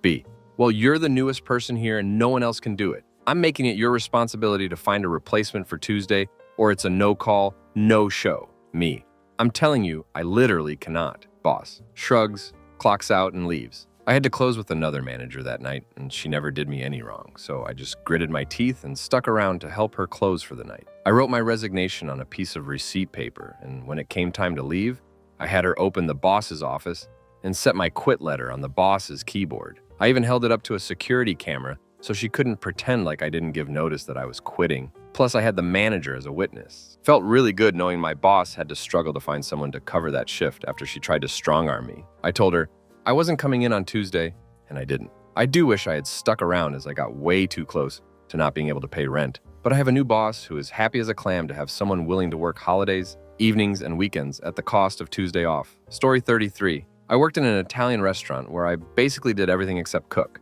The manager was a Portuguese guy who was horrible and constantly swore at me in Portuguese. Chefs who were also Portuguese would tell me. They underpaid us, but to make up for it, we could help ourselves to bottles of wine to take home at the end of every shift. 18-year-old me loved that. I also worked there with my boyfriend, who was very camp and obviously gay. One shift, we both worked together for a large group of people who had just been to a wedding ceremony. I assume it was a meal out before hitting the wedding reception, and this group were the roughest, chavviest arseholes you can imagine. I was already stressed out because my boyfriend and I working alone to cater for their every need was bad enough. But after a few drinks, the men in the group started being homophobic towards us, so I refused them service at the bar. The manager came upstairs to us after, I assume, one guest complained and completely tore me and my boyfriend apart in front of all the guests. Completely humiliating and the final straw. We both simply went downstairs after the manager left. While the guests were still screaming at us to be served more booze, we packed 6 bottles of wine and shoved them into our backpacks and simply walked out for a smoke and just kept walking until we got to boyfriend's house. Never went back. Story 34. I once called out my boss and an executive for being stupid during a performance review, which was set up for bullcrap reason. I had brought proof that showed I did nothing wrong and it had no effect on these idiots. They spent 45 minutes trying to get me to sign their bullcrap performance review, accepting fault for something I didn't do. I had to tell them they were the stupidest people I've ever worked for, as they'd been repeating themselves for 45 min, and if they couldn't come up with anything new to say, I'd end the meeting for them. What did they do? Went right back into trying to get me to sign their performance review. So I stood up, walked out of the office, went to my cube, collected all of my work and put it in the contract shredding box. Once it's in the box, it legally has to get shredded. I then put my proof on my desk and waited to be escorted out. On the way out, I dropped my badge down the elevator shaft and my boss gave me the best line I've heard. "You're being trespassed from here. Don't ever think of coming back." To which I replied, "I wouldn't want to catch your stupidity if I'm not getting paid. You've got nothing to worry about. You dried up dumb." The look on his face was legendary. Walked out of the building to never return, signed up for my unemployment, and went hunting for a new job. Lo and behold, the lawyers with the company challenged my unemployment. I submitted all the proof I'd kept that I was not at fault and they were just trying to pin the fault on me. They dropped their case and I never heard about it again. Couple months of unemployment later, and I had a much better job at almost twice the salary. Story 35. Boss was arrested for murder. Turns out he burnt down one of his buildings for insurance money and someone passed. I had been there for only a couple of weeks. He was the most abusive person I've ever worked for by far. I was debating it, so when the police burst in and arrested him, I locked up and left. Story 36. Answering on behalf of my former coworker from S-Bucks. I had a really bad double ear infection. Couldn't hear, in terrible pain, kept falling over. Was literally in tears trying to function. I finally said I couldn't do it. I needed to go home. Manager told me I could only go home if my coworker, Crystal, agreed to cover the rest of my shift. We were both mids. I was just scheduled a few hours longer than she was. I begged her and she agreed, and I said, okay, here's what you need to do since you don't normally work this time, and walked her through the after-rush cleanup routine that she wasn't normally there for. She went off and started ranting about how that wasn't her job, she didn't need to do any of that. I was making her do too much work, and she didn't need this job because she and her husband were back together and he was going to provide for her. She clocked out, threw her apron at me, and left. Because I no longer had coverage, I could have been fired if I went home. So I worked the rest of my shift in tears and unable to stand up straight because I was so dizzy. Almost ended up in the ER because of the pain. I probably should have gone, but I couldn't afford it. Finally sobbed myself to sleep. Couldn't sit up the next morning without feeling so dizzy I thought I was gonna puke. Hearing hasn't been quite right since. Duck you, Crystal. As a bonus, she showed up 3 weeks later wanting a comped drink since $7. Employees got free drinks on shift, and she knew I didn't use all of mine. Weirdly enough, I didn't give it to her. Story 37. I was working as an assistant manager for a large Taco Bell franchise. We were required to work 60-hour weeks, 5 12-hour shifts, on a shifting schedule. Each assistant had a roaring schedule. Mine was opening, mid-shift wed, and thus closing free and sat. We had no general manager, so I was doing a lot of that work. So here I am with no real healthy sleep schedule, newly married and never seeing my wife, working insane hours. Well, the other assistant, there were only 2 when there should have been 3, was young, very young, like fresh out of high school young. So very immature with a lot to learn. I came in on one of my closing shifts. We were open until 3 a.m., so shift was 4-4A. Store was a disaster, again, dirty as duck. Crap all over the lines and the floor, no food prepped or cooking, again. As it was, every day I came in behind this other guy. I stood there for like 3 minutes, just in shock, furious, about to snap. Instead, I carefully took my store key off my keyring, gave it one of our team leads, and asked him to go back to give it the other manager, and walked out. Story 38. I was an acupuncturist assistant for a while, working illegally long hours with no overtime and no lunch breaks except for a 15-minute unpaid break in the day. I worked Monday through Friday, 7 o'clock to 7 o'clock. I really needed the job, but my boss was a Polish guy who thought that he was the most amazing human being to ever grace the planet. One day, he started talking to a client who was also a personal friend of his. I'm standing there, writing down all the locations where he is poking this guy with needles, and I hear him start talking to the guy about how his hired help are all idiots. By this point, me and a few other coworkers were completely fed up with what an a-hole he was, and unbeknownst to me, another assistant was also planning on quitting. After he made that comment, something inside of me just snapped. I looked up from my clipboard directly at him and I said, "With all of your experience doing this, I would have thought you would have figured out how to treat your employees by now." And I literally walked out. He didn't follow me or try and stop me or anything. I grabbed my lunch bag and my car keys from the break room and left feeling like $1 million.